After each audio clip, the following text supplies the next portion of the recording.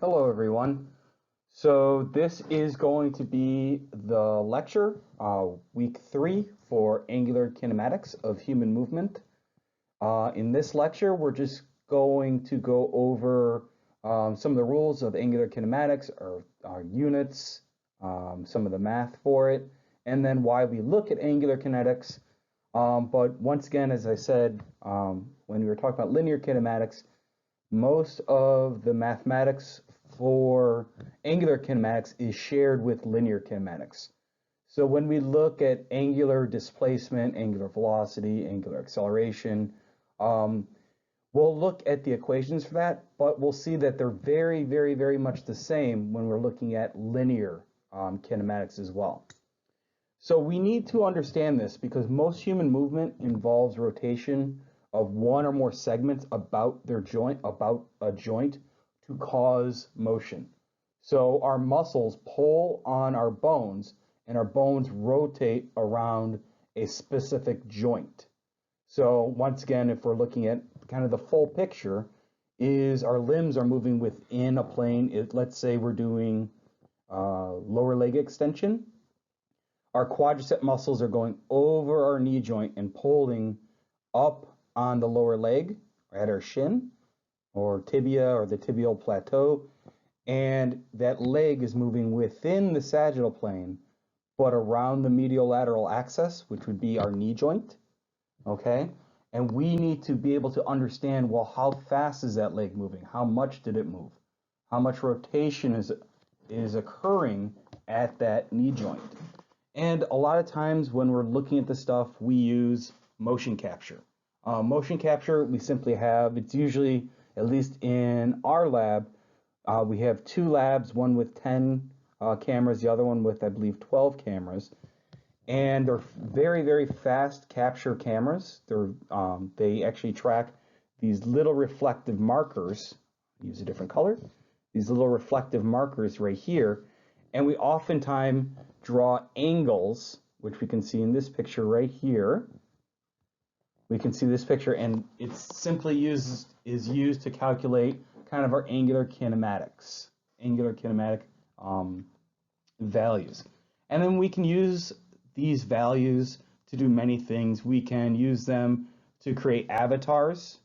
If we wanted to create avatars for stuff like this, for video games, for CGI movies, everything like that. But in our lab, we don't really do that, but we're looking at how is this person moving to help answer our questions. If we're looking at fall prevention, we could say, well, how quickly does their center of mass leave their base of support? Do we see dysfunction at one of these joints that leads to that center of mass? So a lot of times we use kind of a quantitative analysis, and we're looking at the angular kinematics of human movement. So once again, what I said is we use the qual-assist motion capture, and we track the position of certain anatomical landmarks to understand the angular kinematics, especially with angular components. So we've already kind of seen this video, but what we'll do is we'll put tracker markers on this woman here and have her do her motion, and then we will get a video, something like this. Now we'll look at this video a lot, but what we're really using these cameras for is to collect raw data, and we simply then use that raw data to calculate our specific values. And then we usually use those values to do some fun statistics to calculate whether they're being different, whether the angular kinematics are sufficient to perform a motion, can they be improved, and so on and so forth.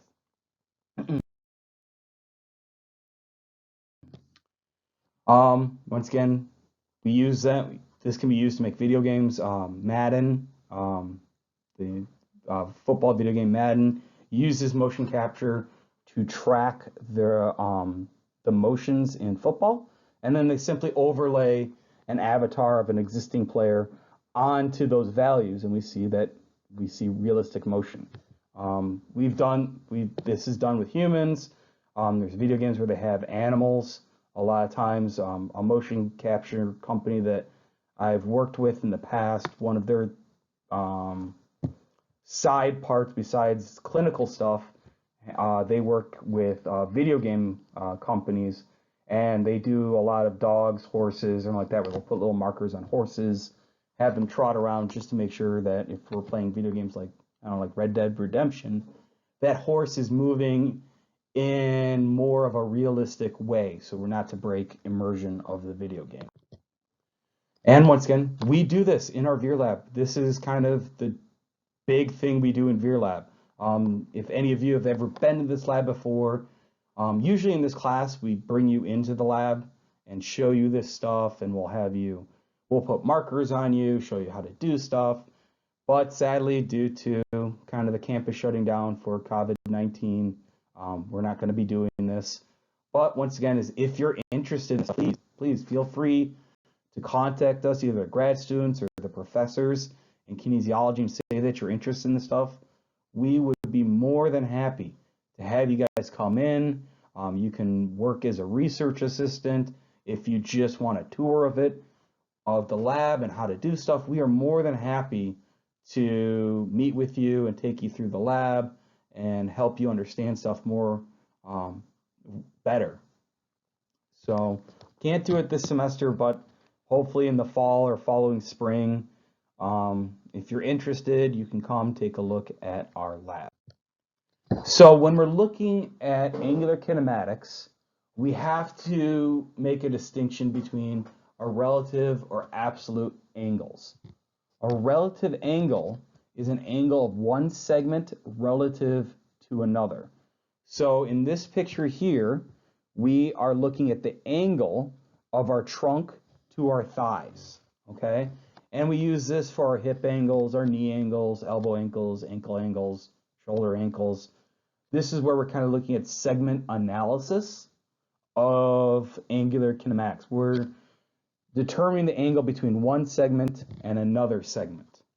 And that's where we look at, a lot of times, if you've heard of the term range of motion, we're really looking at relative angles.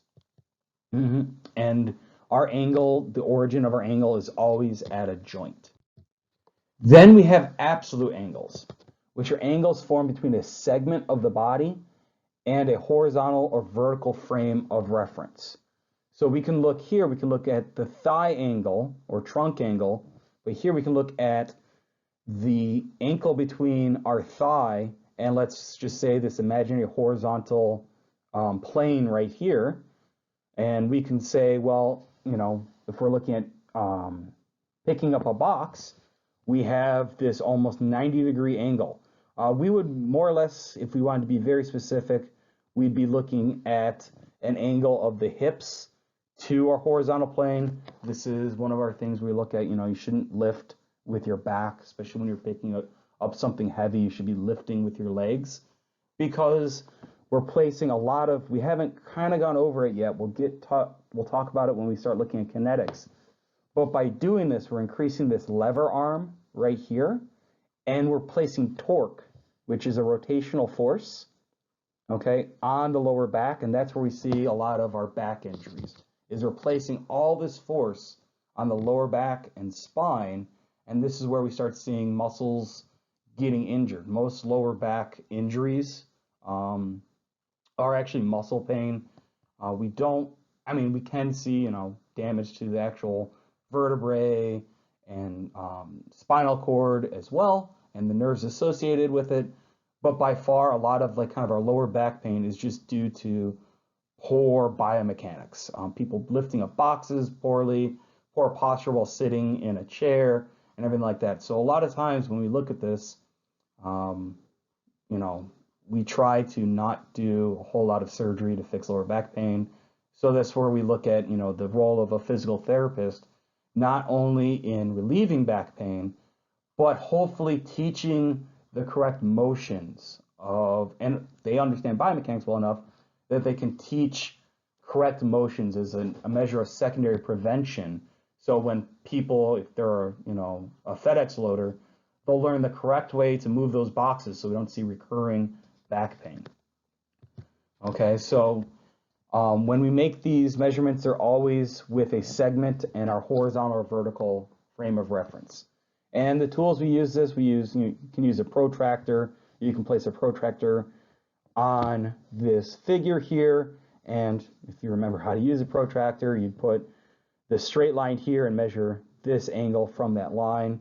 A lot of sports medicine people, sports medicine personnel, physical therapists, we use a goniometer, which it looks just kind of like a compass.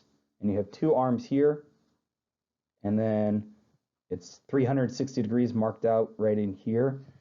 This arm is fixed, so you'd put this against the horizontal plane, and this arm moves back and forth, and it'll kind of indicate that absolute angle. And then once again, we use motion capture systems as well. So to understand kind of all of angular kinematics, we need to define and you need to understand what the center of rotation is. The center rotation provides knowledge of the underlying joint anatomy and is essential for proper location of a joint center. To really understand and find the correct place to put a marker for motion capture, your goniometer, you need to kind of understand anatomy well enough that you could locate where the center of the hip joint is, or where the center of the knee joint or shoulder joint is. Because during motion, the bones form a joint, and this is where we see that actual resultant rotation occur. So let's look at our angular kinematic values or quantities. Remember, these are essentially the angular components are very similar to our linear components. So we have angular distance and displacement. But instead of saying for our linear, we'll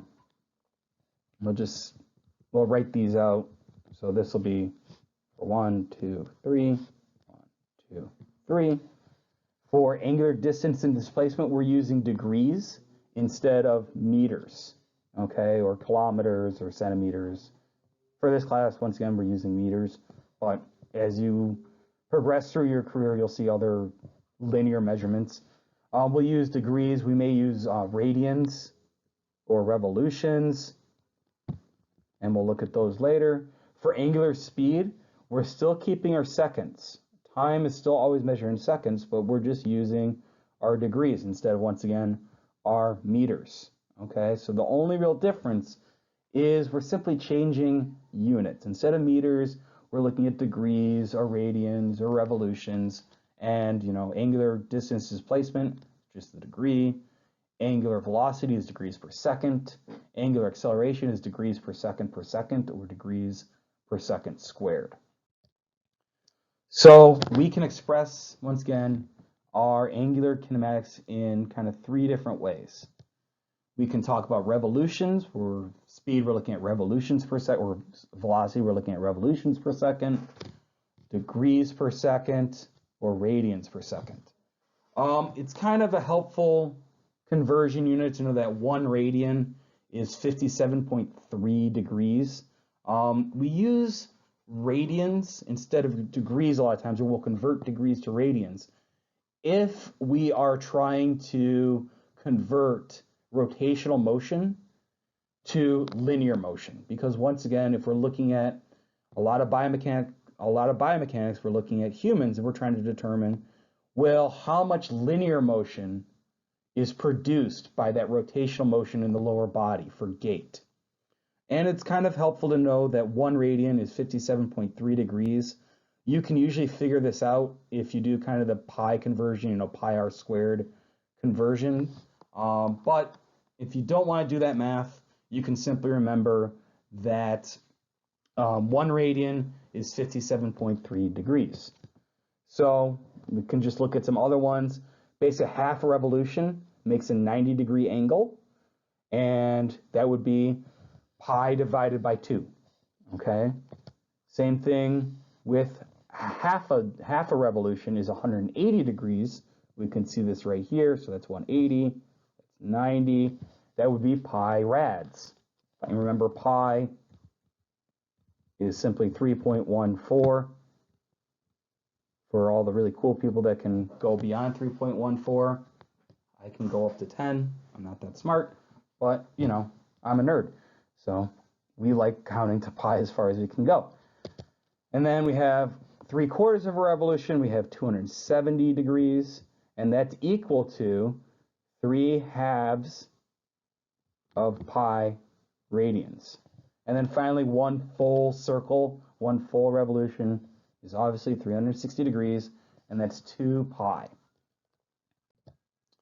So let's look at angular distance and displacement. Remember, with linear distance and displacement, with linear distance, we are following an entire path, okay? This is our distance. But for displacement, we're just looking at a straight line from point 1 to point 2. It's not a perfect straight line, but you get the point. And remember that displacement is never greater than distance, okay? So angular distance is measured during the path, along the path of rotation. And this is a scalar quantity. It doesn't have a direction. It just has a magnitude. And then angular displacement is the change in angle from the first to last position. This is our vector. So not only does it have a magnitude, it has a direction. We see in this picture here, we're starting here. This is a simple pendulum. Goes here, going back and forth like this, you know, and then eventually when it settles, it goes here. So we measure this displacement. This would be our displacement from first to final. We can have many different displacements from 1 to 2, 2 to 3, but these are all separate displacements. So this right here would be our angular distance, but this is the distance between these points is our angular displacement.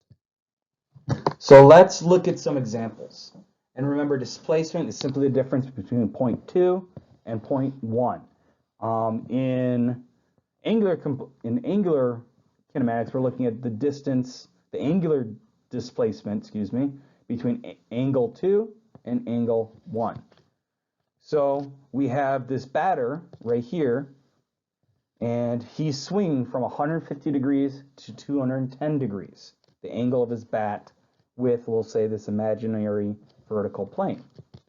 So we simply take the difference of angles. We have 210 minus 150 gives us an angular displacement of 60.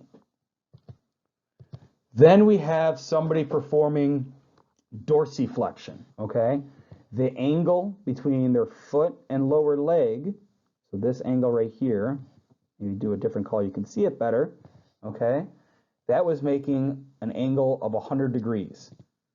But they then did dorsiflexion, and then we had an angle of 130 degrees. So now we're taking 130 minus 100, so we have an angular displacement of 30 degrees. And then finally we have, we'll just say we have this imaginary plane again.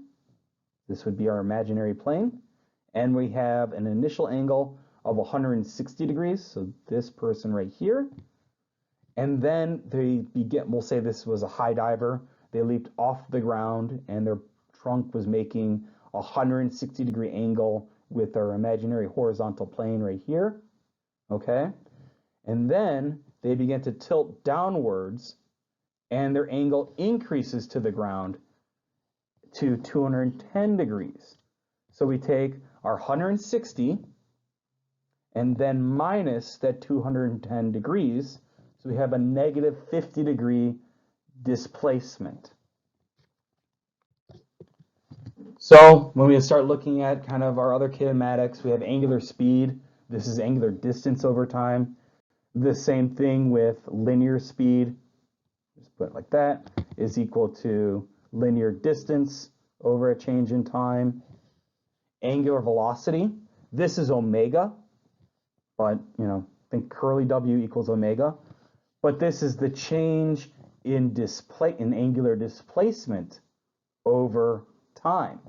So kind of our linear component to this is linear velocity is equal to linear displacement over a change in time. And then we have angular acceleration, which is alpha. And this is simply a change in angular velocity, which is omega, over a change in time. And so this would be degrees per second squared, or you'll see it written out like this, degrees degrees per, degrees per second to the -2 is the same thing as this.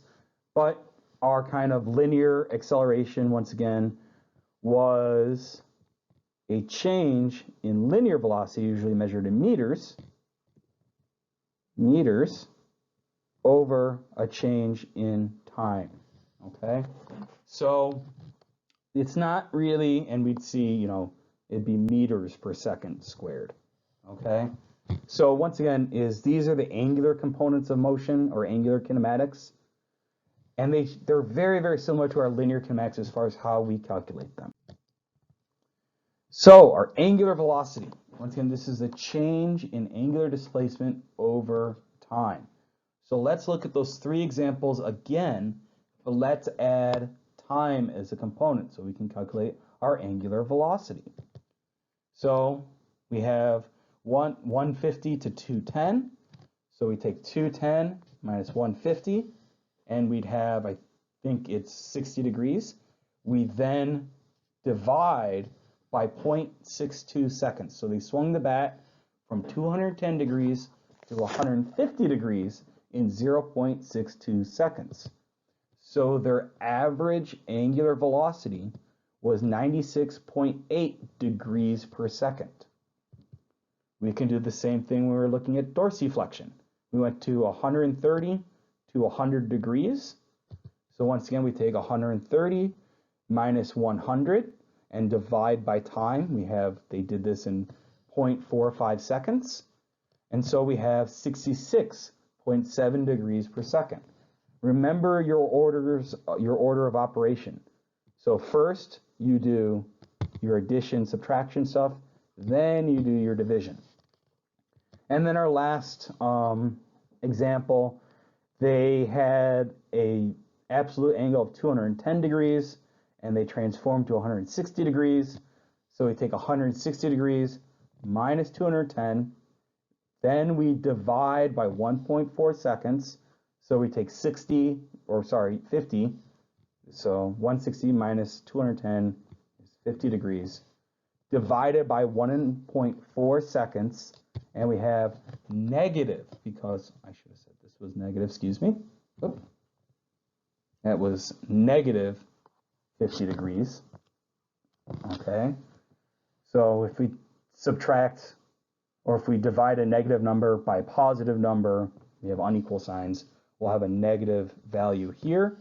So they performed this movement with an average velocity of 35.7 degrees per, or negative 35.7 degrees per second.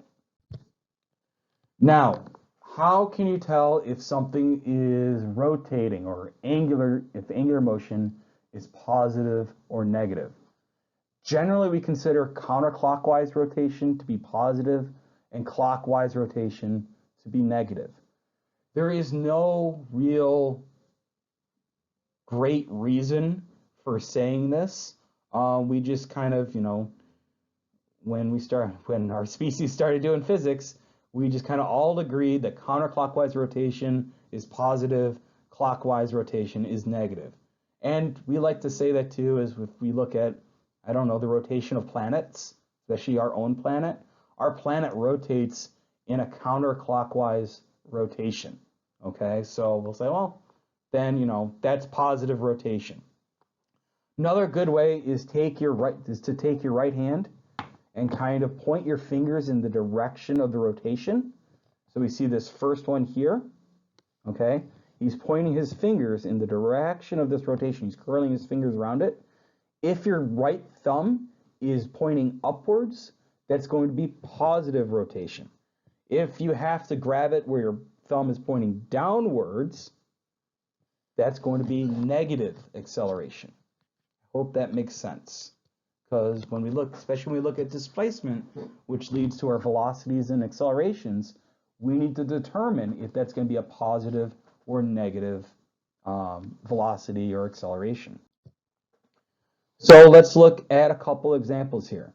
During a kick in soccer with the right leg, are our velocities positive or negative at our hip, knee, and ankle? So if we're looking at our hip, if we're kicking, we're going to be doing, whoops, moving like this, okay? So that is our counterclockwise rotation, so we're going to have positive velocities. What about our knee? Our knee is moving forward like this. I'll use a different color for that. Get rid of this. We'll use red for this one. Our knee and basically our lower leg is going to be rotating like this. Okay. Once again, that's counterclockwise rotation, so it's going to be positive. Now, obviously, the leg doesn't do a full rotation, but you know the rotation is counterclockwise. And then finally, our ankle. We're going to be doing dorsiflexion.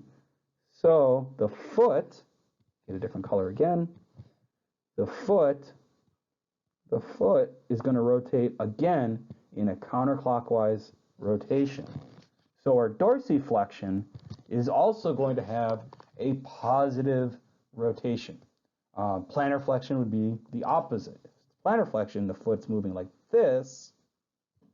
Use a different color, sorry. Moving like this. That's clockwise rotation. So we are going to see negative velocities. Okay? So does flexion and extension indicate the sign? No. The direction of movement indicates the sign. So if we see hip flexion and knee extension, we're both positive. But if we're looking at hip extension, where I'm going to get rid of some of the stuff to clear it up a bit. But if we're looking at hip extension, okay, hip extension is going to move like this. That's our clockwise rotation, okay? This would be negative. If we're looking at knee flexion, get rid of some of this stuff. If we're looking at knee flexion, where the lower leg is going to rotate around our ankle like this, that's clockwise rotation, so it would be negative. So it depends on how it's rotating, not whether it's flexion or extension. So let's talk about our angular speed and velocity. Moving segments at a higher angular velocity is usually a characteristic of skilled performance in many sports. Pitchers, we see that, you know, most, like our professional pitchers, they will rotate their arm approximately 6,180 degrees per second, or 17.17 revolutions per second of internal rotation in the shoulder. And then we see almost 5,000 degrees per second at the elbow of elbow extension. These are peak velocities. They're not average velocities. So by the end of that pitch, if we're looking at kind of our summation of forces and our kinetic link principle, this is what we see at the very end of that pitch. This is why, too, when you look at these values and then start adding in the masses of arms, lower arms, hands, and even the baseball, you can see, especially major league pitchers, and if you've taken anatomy, you know about the rotator cuff muscles.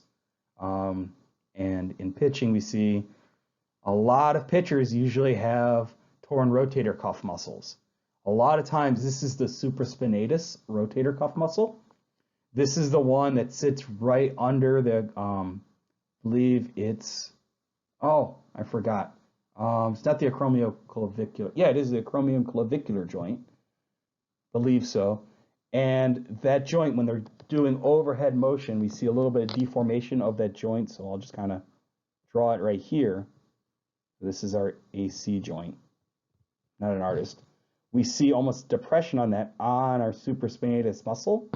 This is a lot of times where we start seeing the damage to the rotator cuff muscles when they're doing that very forceful overhead rotation.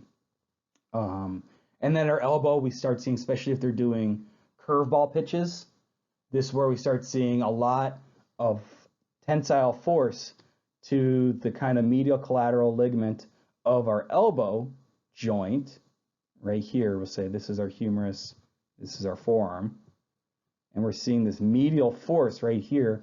This leads to kind of tearing of that ligament of the elbow.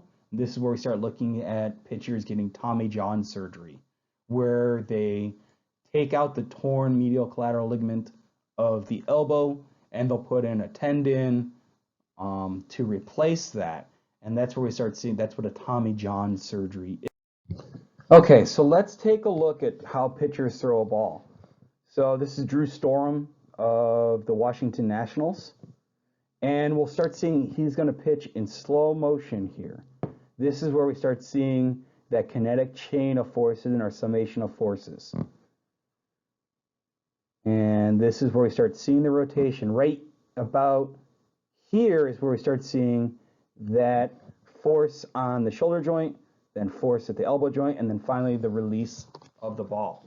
So kind of the summation of our angular forces and angular rotation lead to the linear velocity of that ball.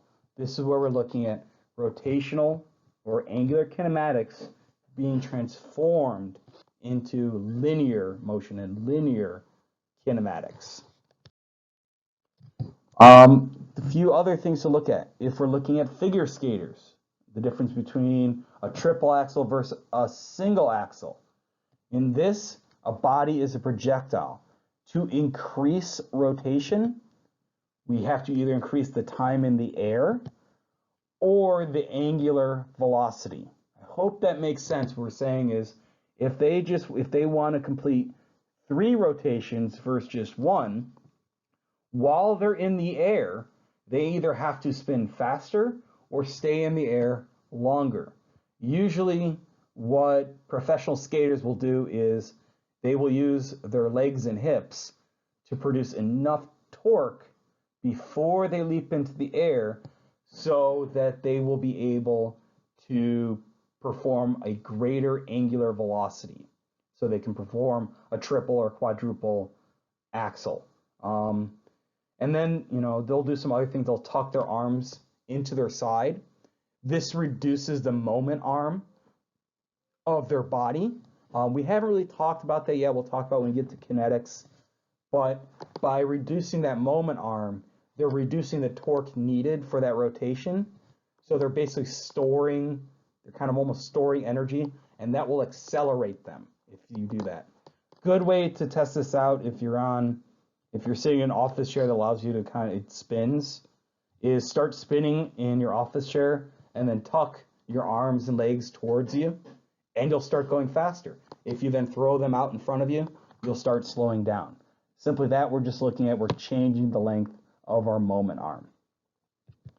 So skaters will increase angular velocity to complete triple or quadruple axles, which may be up to 5 revolutions per second or 1,800 degrees per second. So let's look at angular acceleration. Much like linear acceleration, for it to occur, there needs to be a force. Remember, things don't change direction, things don't change their movement characteristics just because. A force is responsible for that. We remember that linear acceleration, I need my pen back, linear acceleration is equal to linear velocity, the second linear velocity minus the first linear velocity divided by a change in time, and that's our meters per second. With angular acceleration, we're looking at the final angular velocity minus the initial angular velocity divided by time. Okay, so we're going to have degrees per second squared, radians per second squared, per second squared. We may have revolutions per second squared. Okay, so once again, it's not really, as far as calculating stuff, it's not any different than our linear kinematics. So if we had a rotation of 100 degrees per second, but then increased our linear velocity to 180 degrees per second in roughly a half a second, we simply take our final angular velocity or our second angular velocity and subtract our initial angular velocity and divide that by time, and we get 80 degrees per second squared. Okay? I'm sorry, 160 degrees per second squared. So, with linear acceleration, remember that linear acceleration, can either be positive, negative, or zero. Okay? Usually we say that if it's positive, we see a positive net force. We're seeing velocity increase. Negative means the velocity decreased.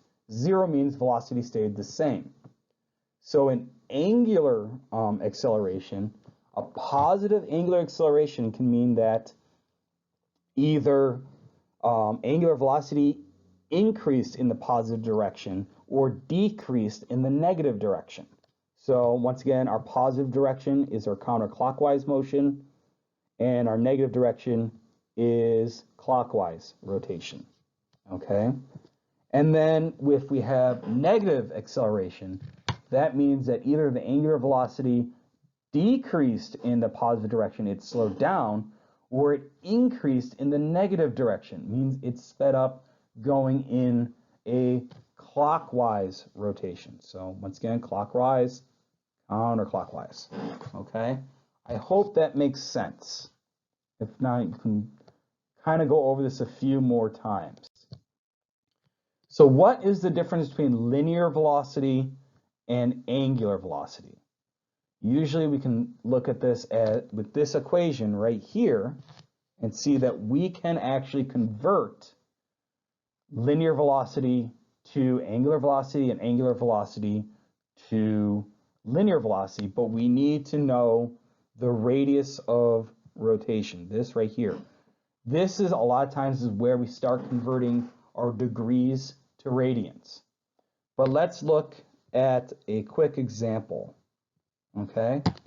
A person is swinging a bat at a maximum of 1,588 degrees per second.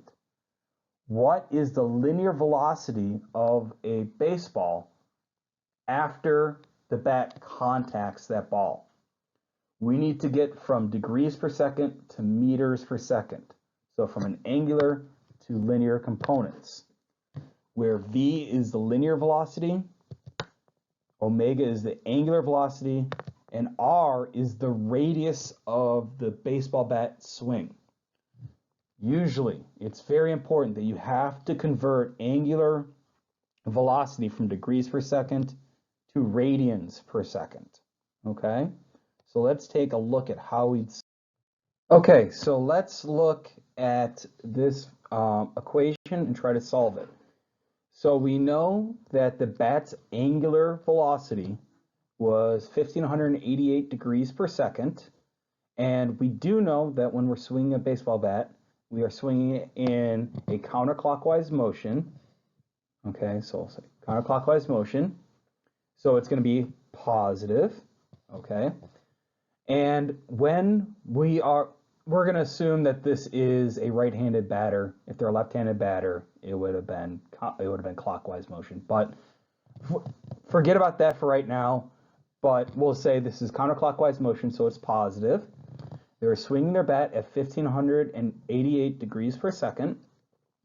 And we know that we can then calculate the velocity of the ball is equal to the angular velocity times the radius of the bat. The bat is 1.1 meters. Okay? So we simply first convert our degrees to radians. There's 57.3 radians, or 57.3 degrees per radian. So now we have 27.7 radians per second. And so we multiplied that 27.7 radians per second by 1.1 meters, and we get that if the bat contacted the ball, that ball would then travel at 30.5 meters per second. Okay? Hope that makes sense. All right, so let's see if it's important, if the calculation of linear velocity from angular velocity, let's see if the radius of rotation is important? Well, if we first simply look at our equation here, v equals angular velocity, or linear velocity equals angular velocity times the radius of rotation, we can see it's a multiplication problem. So the radius of rotation is just as important as angular velocity. And depending on our magnitudes, it may be more important. But let's consider two different cases. We're going to still say that the bat is rotating at 27.7 radians per second, but the ball is hit at different points on the bat. One, it's hit at 0.8 meters up the bat. The other, that it's hit 0.5 meters up the bat. So let's try to solve this and see if that makes sense. So for our first example here, we still have v equals omega times the radius of rotation. So v is going to be equal to 27.7 radians per second times 0.8 meters. That's going to give us, get my calculator out because I can't do that stuff in my head.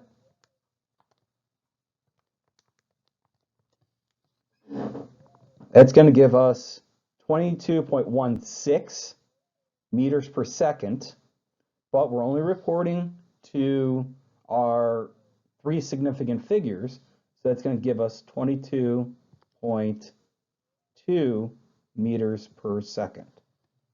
Let's look at the other case. With instead of 0.8 meters being the radius of rotation, we have a half a meter. So we still have v equals omega times r. So we're going to have v equals 22.7 times 0.5 radians per second times meters.